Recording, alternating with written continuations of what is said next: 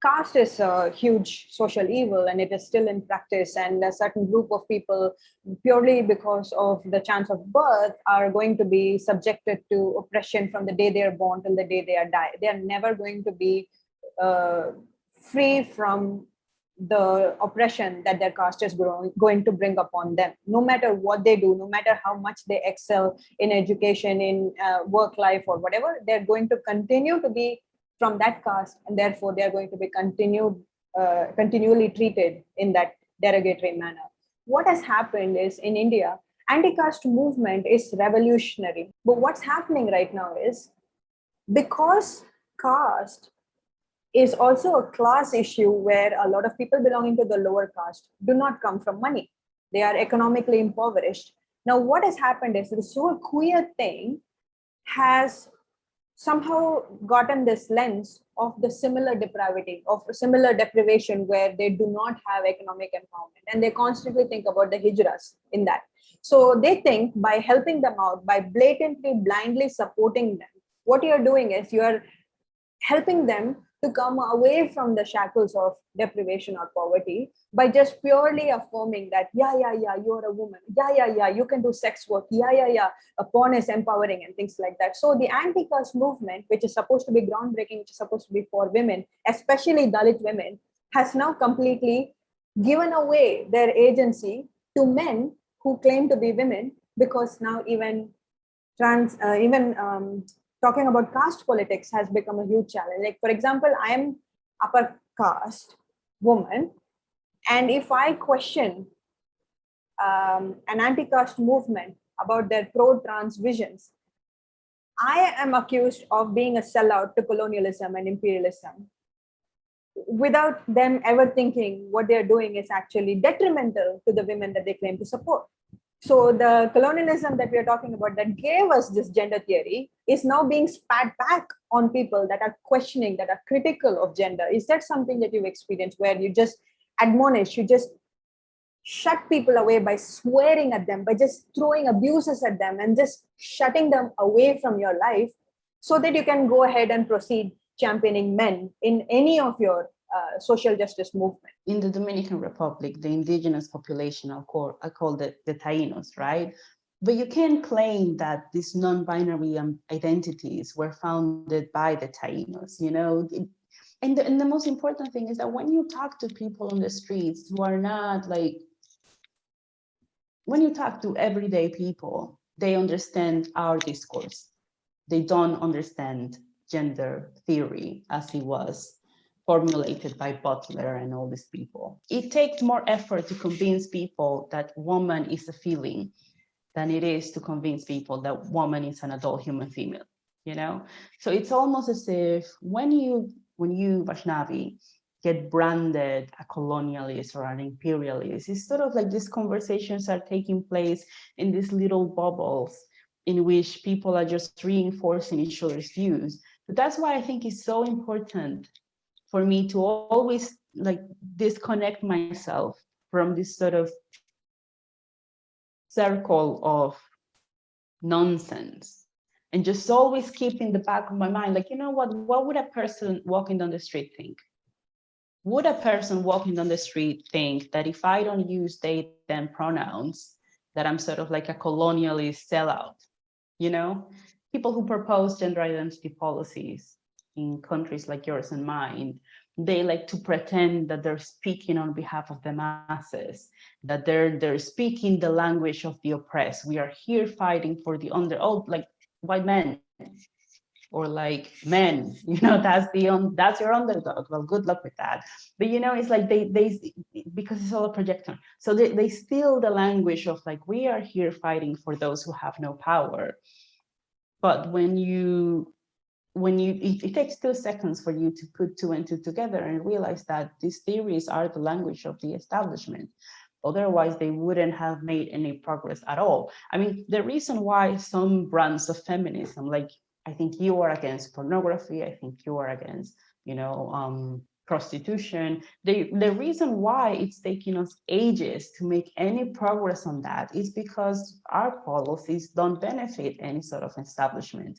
You know, the reason why this immediately caught on in the media in politics, in academia. The reason why it became so, why there's a frenzy about it, and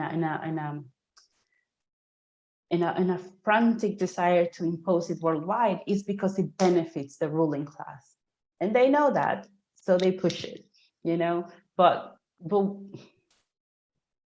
there's a projection in pretending that, well, actually, Vaishnavi, you're the one who is like getting all this fake shit from the religious right, and you're the one who is like holding the establishment. Oh, but by pointing out reality, is the promise of liberation right now. You know, that's what these gender theories, as formulated by these people, liberal feminism, what they do is that they promise liberation right now. You know, if you have a caste system and you've been fighting on it, like, as you said, this affects people from the moment that they're born to the moment that they die. This is a lifelong thing. It is probably however many years long. And you know that even if you fight against it, by the time you die, you're only going to like advance, but you're not going to abolish the whole thing, right? What these gender theories do is that they promise liberation right now. Oh, you're oppressed as a woman, well, you can identify as non-binary, and that gets you out of the patriarchy, you know. And if you're a man and you want to be seen as vulnerable and oppressed, and it's like, well, actually, you can identify as a woman, and then you're going to get the prize as being the most oppressed, you know. But within that sort of perception of like, well, I want liberation right now, I don't want to spend 50 years of my life doing grassroots activism and campaigning and having to fight people and having to like advocate for policies, and it's going to take me 10 years to get a law project that I want, you know. Instead of all of that, the performative aspect of gender that these policies promote, that gives you instant relief. You can see why it is very attractive to young people, but also you can see why it is very attractive to a certain class of people, you know, people who are fairly privileged, people who can afford to say, well, I'm going to escape my femaleness by identifying as men. You know, that doesn't work for the woman who is in a surrogacy. Is it a hotel? Is it like where they put women who are being surrogates for wealthy people along with dozens of other women, and they control your diet, and they control how often you have sex with your husband, if you're allowed to have sex with your husband, where they control the visitors that you have, the food that you eat, because you have to protect this product, which is the baby that you're gestating with your body. That woman cannot identify out of being female. And she cannot identify out of the structural oppressions that means that she has to become a surrogate so that she can feed her family. You know, that's very material. Both the poverty and the femaleness is very material. And that doesn't work for her. This language, this discourse doesn't work for her. Yeah. But it works for the people who have influence and who have connections and who can afford to sort of pretend that this is all very performative. Yeah, it's performative for you because you can afford to make it performative.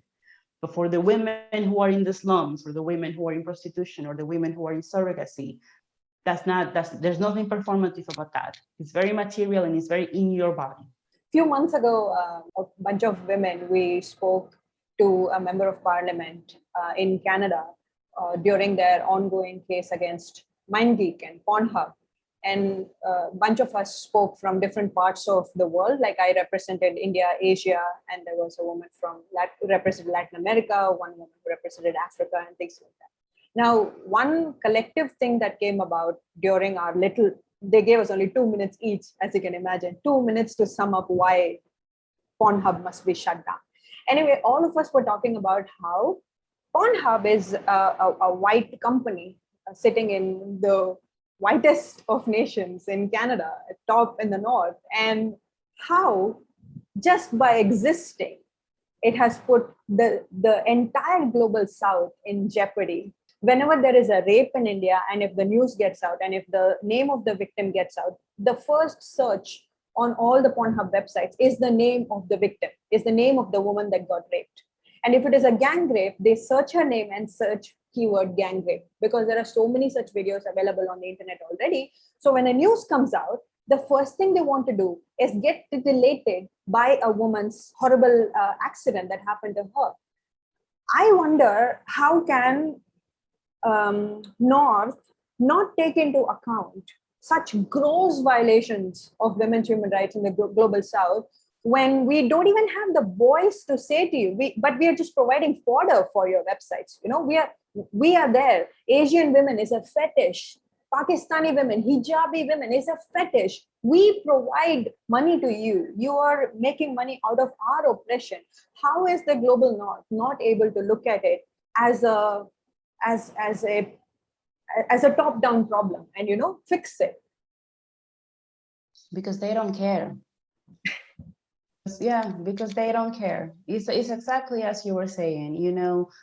There's this also happens in prostitution, and my research is in men who pay for sex. And you can see, there's this market. They want an Asian woman because there are stereotypes assigned to an Asian woman. They want a Latina woman because there are stereotypes assigned to a Latina woman. These porn companies, just like prostitution, they want the stereotype because that is what their consumers want. It's like they're not thinking about like, oh, look at that woman. It looks like she was actually raped by a bunch of men. Maybe we should even like contact the police because maybe this is a police matter. Maybe she's not okay. Does she look hurt? Is that blood? There's no concern for the women because as companies that are interested in making a profit, what they care about is their consumers, and their consumers are getting off on that. So it's like it's incredibly frustrating and enraging. But that's capitalism. Yeah. Capitalism is putting people into boxes and saying, here's Black women. So there's Black women, porn about Black women, and there's porn about like Asian women, and there's porn about like women who are pregnant. There's porn about women who are elderly, and it's about shooing you and then spitting you out. And they couldn't care less about what happens to those women once they're spit out. Even the ones who say that they're doing it voluntarily, there's zero concern about what happens to those women when they're spit out, in the same way that happens with those gender clinics that are propping up all over the world. It's like there's all of this. Well, it because you created your documentary, but all those people who promote gender identity policies, they champion those young women when they say like, what I really want in my life is a double mastectomy. What I really want in my life is to cut my hair and to be able to say that I'm a boy. They're all for them at that stage. But then when they come out on the other side and say, what, this was like Raquel, what, this was a mistake and I regret it, and I was going through a lot of different things and I should have been supported better and I should have had like safeguarding. Once they make that connection, or they realize the toll that this is going to take on their bodies, then they don't want to know about them.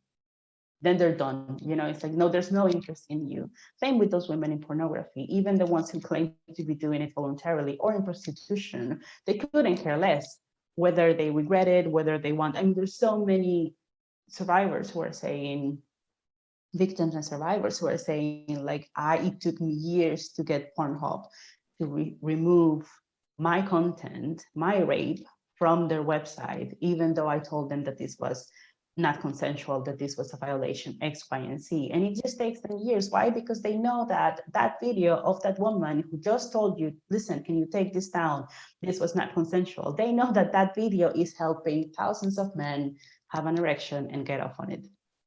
So it's like, it's very clear when you look at those dynamics of porn that we're dealing with a patriarchal system, the same way that when we talk about those gender clinics, we're dealing with a patriarchal system. They benefit from those young girls who would have otherwise developed eating disorders or cutting. Now they're cutting in a different way.